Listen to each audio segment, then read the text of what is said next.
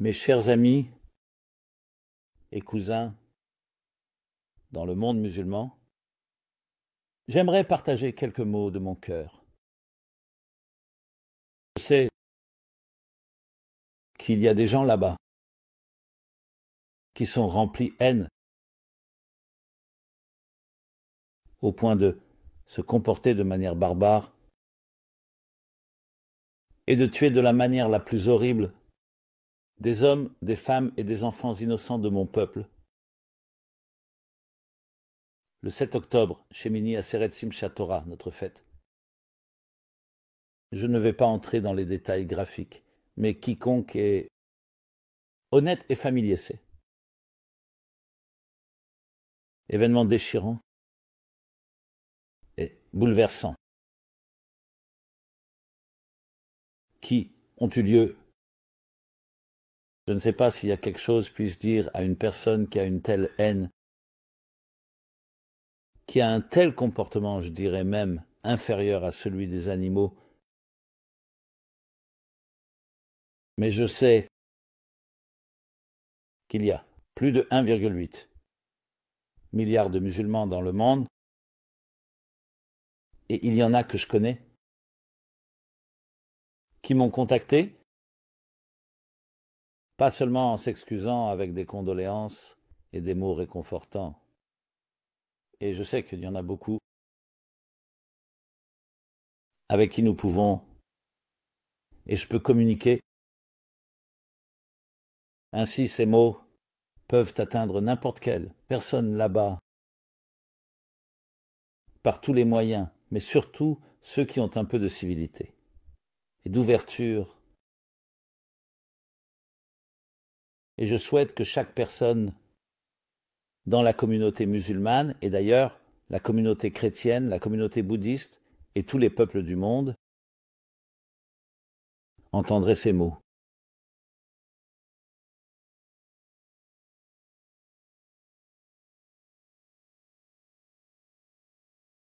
Nous sommes tous les enfants de notre arrière-grand-père Abraham. Abraham, père de toutes les nations, qui a vécu il y a 3800 ans dans le pays d'Israël. Et il avait un fils appelé Yishmael et un fils appelé Yitzhak, Isaac. Si partageons un ancêtre, Abraham, que dirait Abraham en ce moment? À chacun de nous, à vous, à moi.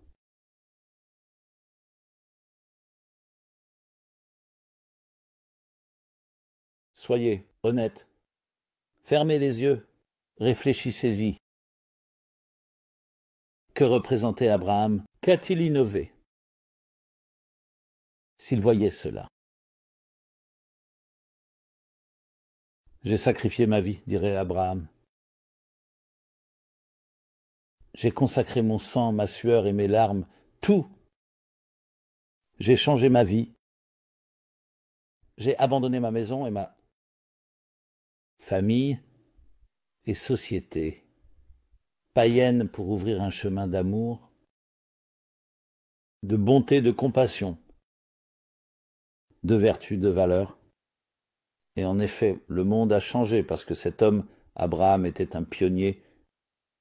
C'est ce qu'il a enseigné à ses enfants. Que chaque être humain est créé à l'image divine. Chaque être humain et a donc la dignité divine de ce que représente la vie. Quiconque ne respecte pas cela ne respecte pas Dieu, ne respecte pas Abraham et ne respecte pas notre propre héritage et notre propre patrimoine.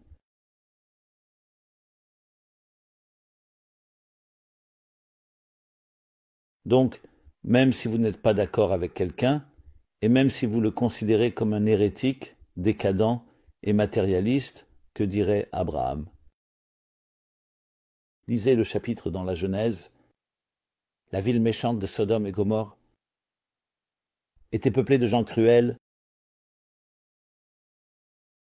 qui maltraitaient tout le monde. Et Dieu a dit, je vais détruire la ville. Et Abraham, qu'a-t-il fait? Il a prié pour les infidèles. Il a prié et supplié Dieu, ne les détruis pas. Essayons de trouver quelque chose de rédempteur. C'est ce qu'Abraham dirait. Vous êtes passionné par votre foi, vous êtes passionné par ce que Dieu veut dans ce monde. Alors inspirez, motivez pour détruire, souiller, profaner de la pire manière possible. Cela n'a rien à voir avec Dieu, rien à voir avec moi. Alors je dirais à mes amis et cousins musulmans, que dirait Abraham? Il dirait, nous avons été envoyés dans ce monde, chacun de nous, par Dieu, quel que soit le nom que vous lui donnez, Allah, Hachem. Quel que soit le nom, le Tout-Puissant, il a été envoyé dans ce monde, un monde matérialiste, un monde sombre, un monde où le divin et la divinité sont cachés. Et vous avez une mission. Votre mission est d'apporter de la lumière à ce monde, de l'illuminer, pas de le rendre plus sombre, pas de le rendre plus hostile et plus violent, mais d'apporter de la lumière, de le transformer en un jardin divin. Et oui, vous êtes nombreux, chacun de vous a son chemin et sa voie. Trouvez un moyen d'aider à découvrir et libérer le pouvoir de l'âme. C'est ce qu'Abraham dirait. Comment sommes-nous là? Que puis-je dire? Adam et Ève, dans le jardin d'Éden, ont commencé à errer, et les gens se sont égarés, mais jusqu'à ce point. Alors pourquoi ne pas, vous, lever, vous et moi, et chacun de nous?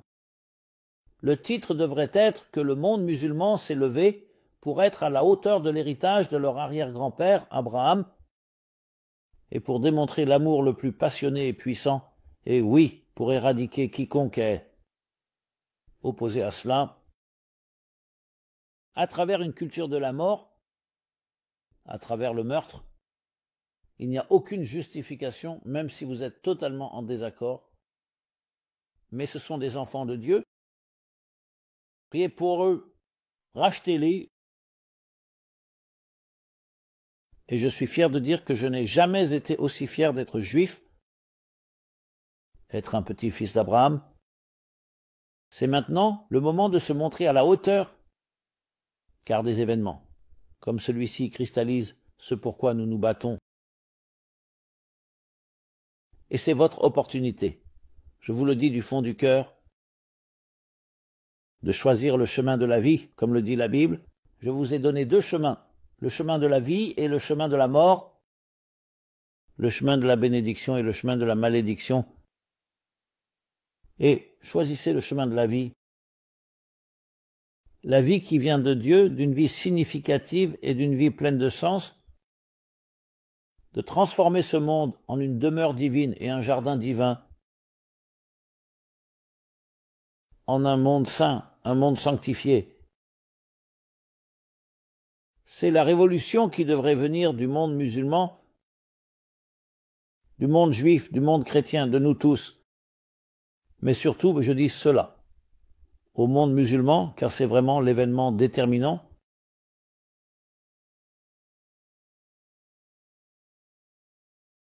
Et peut vous assurer que si vous adoptez cette approche, choisissez la vie, choisissez l'amour, choisissez Dieu. Vous aurez des partenaires en chacun de nous et ensemble, chacun à notre manière diverse. Nous trouverons cette harmonie dans la diversité. Je ne suis pas naïf, je comprends qu'il y a de véritables défis à venir. Mais, quels que soient les défis, Abraham, notre arrière-grand-père, les a anticipés et nous a donné les ressources, les forces et l'ADN même pour être à la hauteur de devenir les enfants qu'Abraham désirait. J'aimerais entendre votre réponse, vos retours, vos commentaires, et partager cela avec d'autres que cela résonne dans un effet papillon d'une personne à l'autre, dans chaque partie de l'univers, mais surtout à Ground Zero, la Terre sainte, la Terre promise au Moyen-Orient, dans tous les pays environnants. Revenons au début de la civilisation. Créons un monde où Abraham pourrait dire « Ah, je suis fier de mes enfants